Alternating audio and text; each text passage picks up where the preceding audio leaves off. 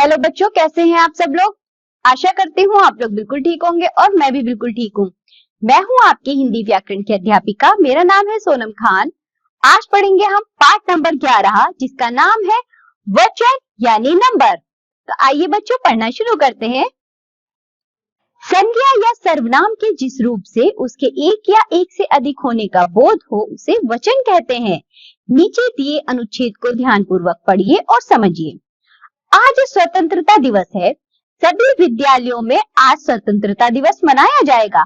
हमारे विद्यालय में भी आज स्वतंत्रता दिवस मनाया गया। सभी विद्यार्थी समय पर विद्यालय आए। बच्चों ने बहुत से कार्यक्रम किए। अंत में प्रधानाचार्य जी ने भाषण दिया और शिक्षकों ने हमें सदैव वीर बनने की प्रेरणा दी। उपयुक्त अनुच्छेद में विद्यालय, विद्यार्थी और प्रधानाचार्य शब्द एक वचन का बोध करा रहे हैं तथा विद्यालयों, बच्चों तथा शिक्षकों शब्द बहुवचन का बोध करा रहे हैं। वचन के भेद। हिंदी भाषा में वचन के दो भेद हैं, एक वचन, बहुवचन। एक वचन संज्ञा या सर्वनाम के जिस रूप से एक वस्तु, व्यक्ति तथा पदार्थ का बोध होता है उसे एक वचन कहते हैं, जैसे बच्चा, घोड़ा, पुस्तक, मेज, घर इत्यादि। बच्चों इन सब के नामों से हमें एक वस्तु का बोध हो रहा है, यानी कि एक वस्तु, व्यक्ति कुछ भी हो सकता है। वो हमने कहा बच्चा यानी कि एक बच्चे की बात हो रही है, घोड़ा यानी कि एक घोड़े की बात हो रही है, इसलिए ये सभी कहलाते हैं हमारे एक वचन। इसी तरह देखिए बहुवचन संज्ञा या सर्वनाम के जिस रूप से एक से अधिक वस्तुओं, व्यक्तियों तथा पदार्थों का बोध होता है उसे बहुवचन कहते हैं, जैसे बच्चे, घोड़े, किताबें, मेजे, घरों इत्यादि। वचन संबंधी विशेष नियम। नीचे कुछ वचन संबंधी विशेष नियम दिए जा रहे हैं, इन्हें ध्यानपूर्वक पढ़िए एवं समझिए। किसी व्यक्ति विशेष के प्रति सम्मान प्रकट करने के लिए सदा बहुवचन का प्रयोग किया जाता है। बच्चों नियम दोबारा देखिए, किसी व्यक्ति विशेष के प्रति सम्मान प्रकट करने के लिए सदा बहुवचन का प्रयोग किया जाता है, जैसे सम्राट अशोक मगध के सम्राट थे। श्रीमती प्रतिभा पाटिल भारत की प्रथम महिला राष्ट्रपति थी।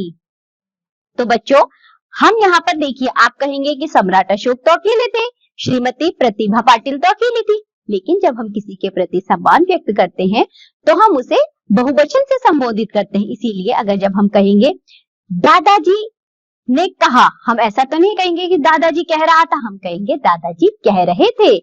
मम्मी कह रही थी, नहीं मम्मी कह रही थी।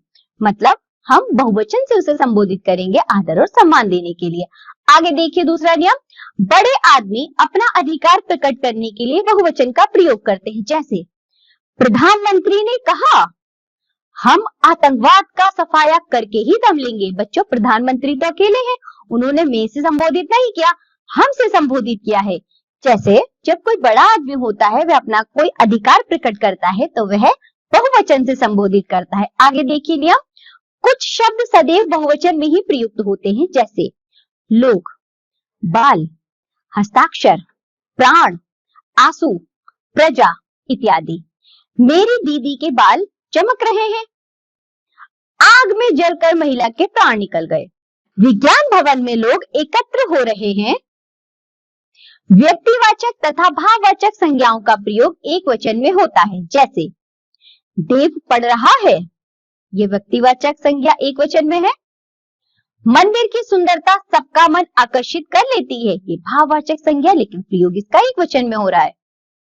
कुछ शब्द हमेशा एक वचन के रूप में प्रयुक्त होते हैं, जैसे आग, वर्षा, सोना, दूध, पानी इत्यादि। आज सुबह से वर्षा हो रही है। वर्षा का पानी घरों में भर गया है। घरों में आग लग चुकी है।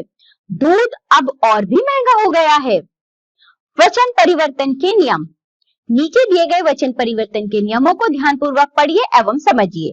सबसे पहला नियम देखिए, आ को ए में बदलना, जैसे कमरा, कमरे, घड़ा, घड़े, पत्ता, पत्ते, कुत्ता, कुत्ते। अ को ए में बदलना, मेज, मेजे, रात, रातें, पुस्तक, पुस्तकें, सड़क, सड़कें, बहन, बहने, आंख, आंखें।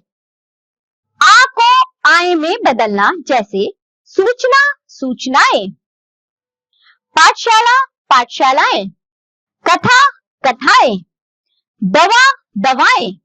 महिला, महिलाएं। भाषा, भाषाएं। ई या ई को इया में बदलना, जैसे लड़की, लड़कियां। टोपी, टोपियां। रोटी, रोटियां। नदी, नदियां। पुड़ी, पूड़ियां। सखी, सखियां। इसी तरह को में बदलना, अ को में बदलना, जैसे बुढ़िया, बुढ़िया। चिड़िया, चिड़िया। चूहिया, चूहिया। कुटिया, कुटिया।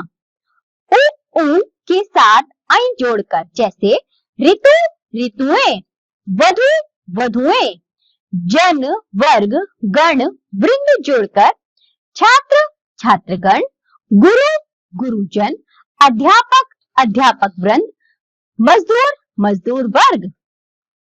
बच्चों, आज पढ़े हैं हमने वचन।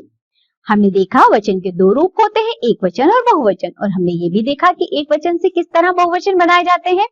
इसके साथ साथ ये पाठ होता है हमारा यहाँ समाप्त। आज हमने जो भी पढ़ा है आप लोग उसका अच्छे से अभ्यास करिए। अब हम मिलेंगे आपसे अगली कक्षा में, तब तक के लिए बाय बच्चों।